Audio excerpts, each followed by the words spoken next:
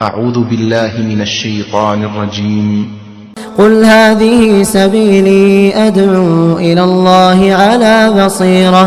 على بصيرة أنا ومن اتبعني وسبحان الله وما أنا من المشركين.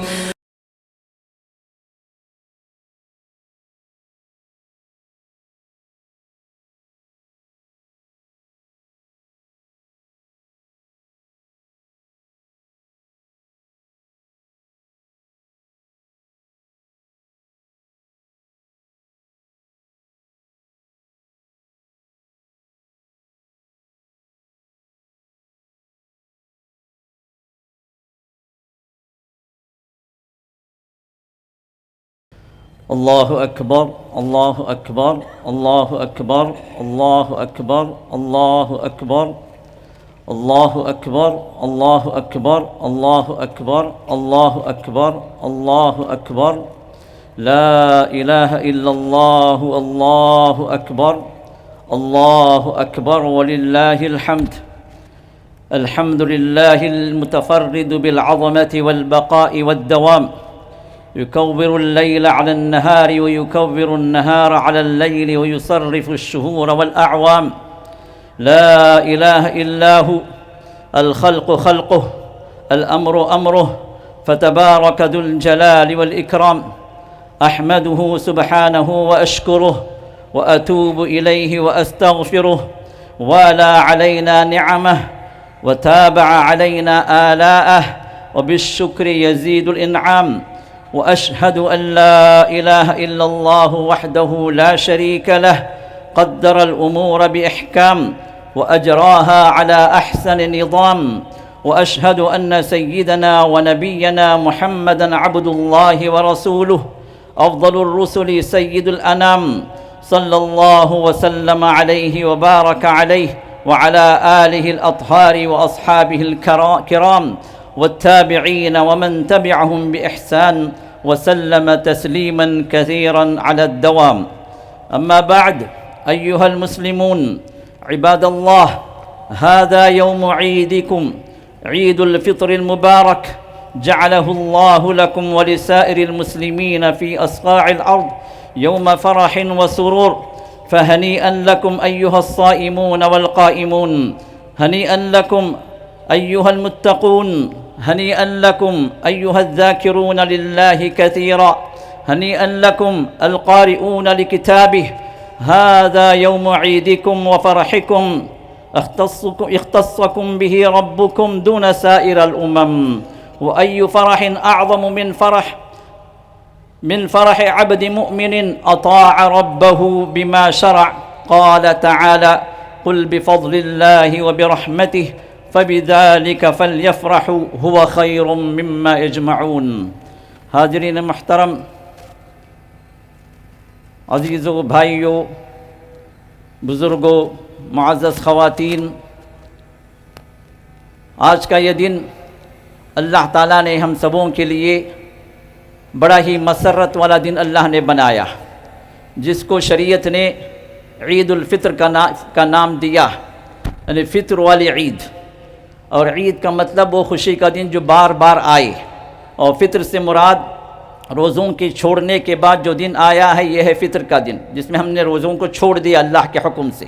ہم نے روزہ رکھا اللہ کے حکم سے، ہم نے چھوڑا بھی اللہ کے حکم سے۔ تو جب ہم نے ماہ رمضان کے اندر اللہ کی اطاعت کی، عبادات کیے، روزے رکھے، تراویح اور قیام ہم نے کیا، تلاوت کلام پاک کے اندر لگے رہے، عبادتوں میں، اطاعتوں میں، دعاؤں میں ہم اپنے آپ کو مصروف رکھے، ذکر و اذکار میں ہم لگے رہے، تو اللہ رب العزت کی خوشخبریاں بھی ہمیں ملی۔ اللہ کی طرف سے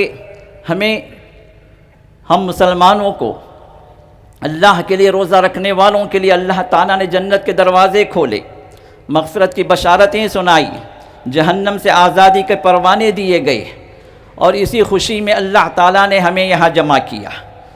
یہ خوشیاں جو ملی ہیں در حقیقت روزہ داروں کو، اللہ کی اطاعت گزاروں کو، اللہ تعالیٰ کے فرما برداروں کو در حقیقت عید ان کی ہے۔ وہ لوگ جمع ہیں جنہوں نے مہینہ بھر اللہ تعالیٰ کے ہاں اس کی اطاعت کے اعتبار سے اس کے احکام بجا لائے، مہینہ ختم ہوا تو اجرت کے لیے اللہ تعالیٰ نے ہمیں جمع کرا دیا۔ یہ اجرت مغفرت کی شکل میں ہے، یہ اجرت اللہ کے رحمتوں کی شکل میں ہے، یہ اجرت جنت کے دروازے باب الریان سے وہ دروازہ کھولا جائے گا ہمارے لیے انشاءاللہ، اور اللہ تعالیٰ ہم تمام کو اس دروازے سے جنت میں بلائیں گے انشاءاللہ باذن اللہ۔ تو یہ خوشی کا دن در حقیقت روزے داروں کے لیے، یہ خوشی کا دن در حقیقت اطاعت گزاروں کے لیے، یہ خوشی کا دن در حقیقت اللہ کے فرما برداروں کے لیے جنہوں نے مہینہ بھر اللہ تعالیٰ کی اطاعت میں اس کو راضی کرنے میں لگے رہے۔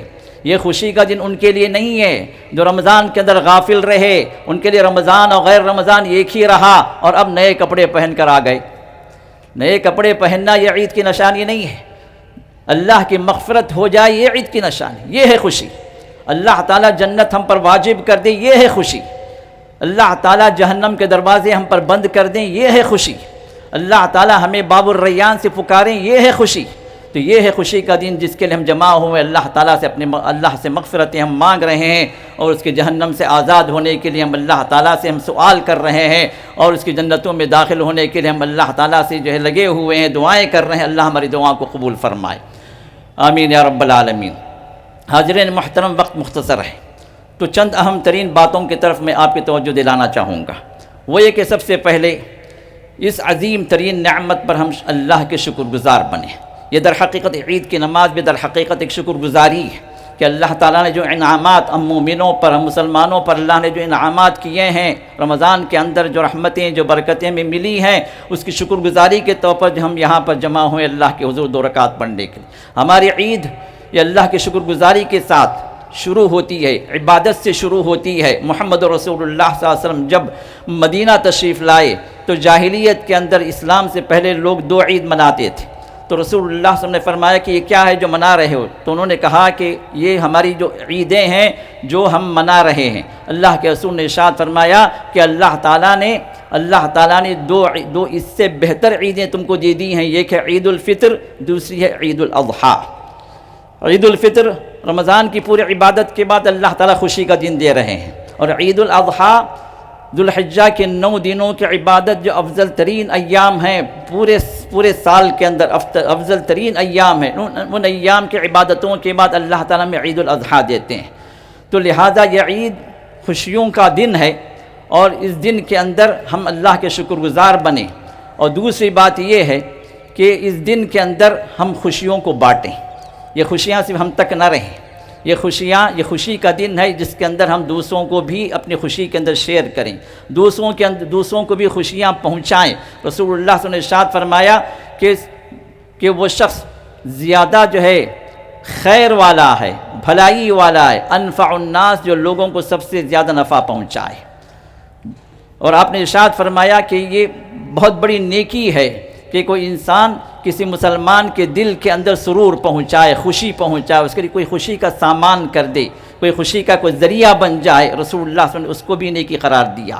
تو لہذا اس دن کے اندر ہم سب سے پہلے اپنی خوشیوں کو بانٹیں اپنے اہل و عیال کے ساتھ، ہماری بیویاں، ہمارے بچے، ہمارے رشتہ دار یہ زیادہ ہماری خوشی کے مستحق ہیں، ان کے ساتھ ہم نرمی برتیں، ان کے ساتھ عید کے اس موقع پر خوشیوں کا کچھ سامان کریں، ان کی جائز ضرورتوں کو پورا کریں، ان کی جائز فرمائشوں کو پورا کریں، ان پر خرچ میں وسعت کریں۔ آج عید کا دن ہے، اسی طرح جائز جو پکنک ہے، جائز جو ہے جو تفریح کا سامان ہے، جو شریعت کی باؤنڈری میں جس کو حلال کیا گیا ہے، آپ وہ کر سکتے ہیں۔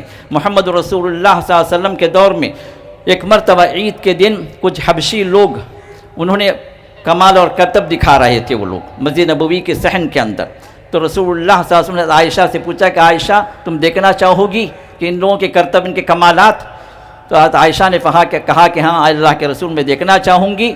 تو پھر وہاں پر جو ہے رسول اللہ صلی اللہ علیہ وسلم کھڑے رہے دروازے کے اوپر، اور دروازے پر آپ کھڑے رہے تو عائشہ اللہ کے رسول کے کندھے کا سہارا لے کر پیچھے سے دیکھتی رہیں جب تک کہ کرتب دکھاتے رہے، دیکھتی رہیں۔ پھر اس کے بعد فرمایا کہ عائشہ کیا تم ہو گیا، دیکھ لیا تم نے؟ انہوں نے کہا کہ ہاں اللہ کے رسول دیکھ لیا، تو پھر اللہ کے رسول وہاں سے ہٹے۔ تو عید کے دن کوئی پکنک ہے، کوئی جو اچھی جگہ ہے جہاں پر بے حیائی فحاشی نہ ہو، جہاں پر گانے اور میوزک نہ ہو، جہاں پر جو ہے کچھ جو ہے تفریح کا سامان ہو، کوئی پارک ہے، کوئی اس طرح کی کوئی چیزیں ہیں، کوئی ایک اچھی ہوٹل ہے جہاں پر بچوں کو لے جا کے آپ کھلائیں، کوئی حرج کی بات نہیں ہے۔ یہ عید کے دن جو ہے خوشیوں کا بانٹنا ہے، اسلام نے اجازت دی ہے۔ اسلام کوئی خشک مذہب نہیں ہے کہ آپ کو پکڑ کے رکھے، یہ نہ کرو وہ نہ کرو۔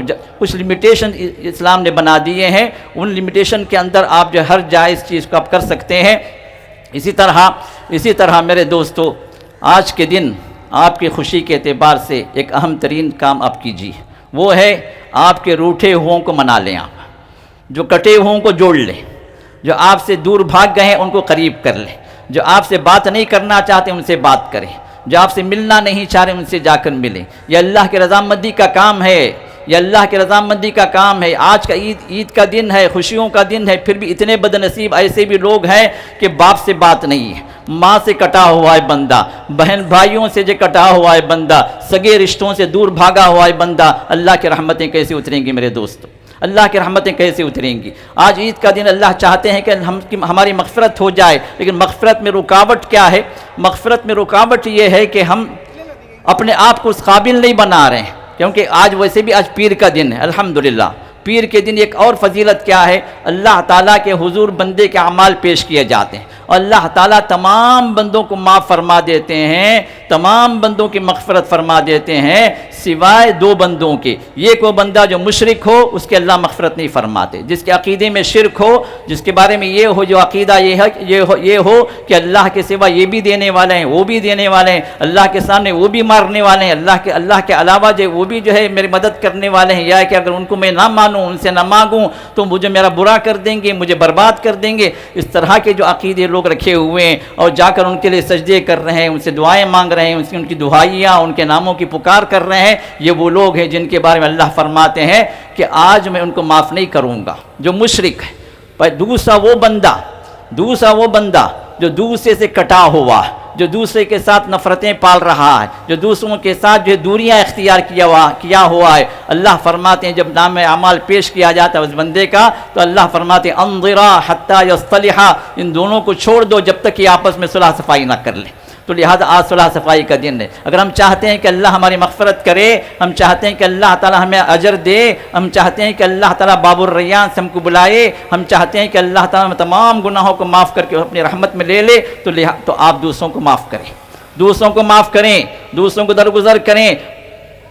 آپ کے لیے بڑی مشکل ہوگی، آپ کے لیے جو بڑی کٹھن بات ہوگی کہ آپ دوسرے کو دل پر پتھر رکھ کر آپ اس کو معاف کر دیں، یہ آسان کام نہیں ہے، بہت بڑا جہاد ہے، شیطان کرنے نہیں دے گا اور ہماری خواتین بھی کرنے نہیں دیتی ہیں، لیکن آپ کو اللہ کے رضا کے خاطر ان کو منانا ہے، اللہ کے رضا کے خاطر جنت میں داخل ہونے کے لیے آپ یہ کام کرنا ہے، اللہ تعالیٰ کے لیے اللہ کے لعنت سے بچنے کے لیے یہ کام کرنا ہے کہ ہم رشتوں کو جوڑنا ہے۔ میرے دوست، دنیا چند دن کی ہے، 4 دن رہیں گے، 8 دن رہیں گے، چند سال رہیں گے، پھر یہاں سے نکل جائیں گے، لیکن لعنتیں ہمیشہ ان پر اترتی رہیں گی جو رشتوں کو کاٹے ہوئے ہیں، برکتیں اٹھا لی جاتی ہیں دنیا کے اندر بھی جو رشتوں کو کاٹے ہوئے ہیں، اور آخرت میں جنت میں بھی اللہ نے داخلے کو منع کر، لا يدخل الجنت قاطع، جو رشتوں کو کاٹنے والا جنت میں داخل نہیں ہوگا، یہ اللہ کا فیصلہ ہے، اللہ کا فرمان ہے۔ تو لہذا میرے دوست، میری گزارش یہ ہے کہ آج کا دن جو ہے یہاں سے اٹھتے جن سے بھی آپ کٹے ہوئے ہیں ان کے گھر جائیں، یہاں سے اٹھتے نکلتے ان بھائیوں کی طرف جائیں جو آپ سے دور ہو گئے ہیں، نکلتے ماں باپ کو کال کریں، اگر دور ہیں تو کال کر لیں تاکہ آپ کی طرف سے پہل ہو۔ آپ بولیں گے بھائی وہ پہل نہیں کرتے، بھاڑ میں جائیں، وہ بھائی مسئلہ نہیں آپ کو، آپ اپنی طرف سے پہل کریں۔ اللہ کے رسول نے ارشاد فرمایا کہ خیرہما من یبدأ بالسلام، ان میں کا سب سے بہتر بندہ وہ ہے جو سلام کے لیے پہل کرتا، وہ آگے بڑھتا، تو رحمتیں اس کو لکھی جاتی ہیں۔ اگر کوئی کٹ رہا ہے، بھاگ رہا ہے، تو پھر اس پر لعنتیں، لیکن آپ پر رحمتیں۔ تو لہٰذا میرے دوستو، اس معاملے کے اندر ہمیں آگے بڑھنا ہے۔ اور دوسری بات ہے کہ ہماری خوشیوں کے اعتبار سے اور بھی بہت سارے لوگ جو ہے ہمارے اپنے قرب جوار کے اندر موجود ہیں، جیسے یتیم بچے ہیں جن کے والد کا سایہ سر سے اٹھ گیا، ان کے سر پر ہاتھ رکھے، ان کے ساتھ ہمدردی کریں۔ اللہ کے رسول نے ارشاد فرمایا انا وکافل الیتیم فی الجنۃ کہاتین، میں اور یتیم کی کفالت کرنے والا جنت میں اس طرح، اپنے یہ 2 انگلیوں کو ساتھ آپ نے ملا کر بتایا۔ اللہ کے رسول کی رفاقت ہمیں جو ہے ایک یتیم پر اس کے ساتھ شفقت کا معاملہ کریں، اس کے ساتھ جو ہے رحمت کا معاملہ کریں، اس کو جو ہے باپ کی جگہ آپ کھڑے ہو کر اپنے آپ کو دکھائیں کہ باپ تو گیا تیرا لیکن میں تیرے باپ کی جگہ میں ہوں۔ اگر یہ آپ نے یہ ذمہ لے لیا تو پھر انشاءاللہ اللہ کے رسول بھی اپنا ذمہ لیتے ہیں کہ آپ کو جنت میں ان کے ساتھ رکھیں گے۔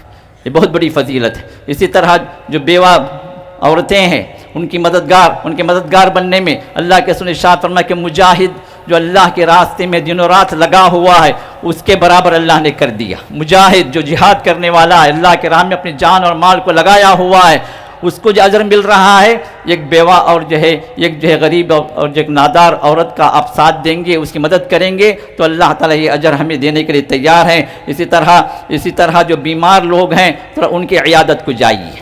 آج کا دن ہے خوشیوں کا دن، اب وہ لوگ اپنے بستروں پر پڑے ہوئے ہیں، ہو سکتا ہے کوئی کچھ جو ہے مایوس ہو گئے ہوں اپنی زندگی سے، ہو سکتا ہے کوئی ان کو دیکھ بھال کرنے والا نہ ہو سکتا ہے اپنی بیماریوں سے لوگ اگتا گئے ہوں۔ جائیے، تسلی دیجئے، ان کے لیے دعائیں کیجئے، شفا کی دعا کیجئے اور ان کو تسلی دیجئے، ان کو جو امید دلائیے۔ اور جب آپ چلیں گے نا، اتنی بڑی فضیلت ہے، جب آپ چلیں گے تو آپ کے چلتے ہوئے اللہ تعالیٰ جنت کی کیریاں آپ کے لیے لگا دیتے ہیں، گویا آپ جنت میں چل رہے ہیں۔ اور پھر جب آپ جا کر بیٹھتے ہیں مریض کے پاس تو اللہ اپنے رحمت کو چھا دیتے ہیں آپ کے اوپر، رحمت کو اللہ نازل کرتے رہتے ہیں۔ اور پھر وہاں سے جب نکلتے ہیں 70,000 فرشتے اللہ آپ کے لیے لگا دیتے ہیں جو آپ کے لیے دعا کریں۔ کتنی بڑی فضیلت، یہ ایک بیمار کی عیادت کے لیے۔ آگے سامنے ہاسپٹل ہی ہے، یہاں سے نکل کر جائیے، چند بیماروں کی عیادت کیجیے، انشاءاللہ جو یہ اجر و ثواب اللہ ہمیں عطا کریں گے۔ یا ہمارے خاندان میں یا کہ ہمارے عزیز و اقارب میں کئی بیمار ہوتے ہیں، آپ ان کی عیادت کے لیے جائیے تاکہ ان کو بھی خوشی ہو اور آپ کو بھی اجر ہو۔ اسی طرح جو لوگ فوت شدہ ہو، جو لوگ اس دنیا سے جا چکے، پچھلے عید میں ہمارے ساتھ تھے لیکن اس عید میں ہمارے ساتھ نہیں ہے، اللہ کے لیے ان کو بھی یاد کریں، ان کے لیے بھی دعا کریں، مغفرت کی دعا کریں۔ کئی جو بے گناہ جیلوں میں سڑ رہے ہیں، جن کا کوئی الزام نہیں ہے، جن کا کوئی گناہ نہیں ہے، جن کافروں کے جیلوں کے اندر ان کو سخت ترین جو ہے عذاب دیا جا رہا ہے، سخت ترین ان کو سزائیں جو ان کو دی جا رہی ہیں، جبکہ ان کا گناہ کیا ہے؟ صرف وہ مسلمان ہے۔ ان کا گناہ کیا ہے؟ صرف وہ مسلمان ہے۔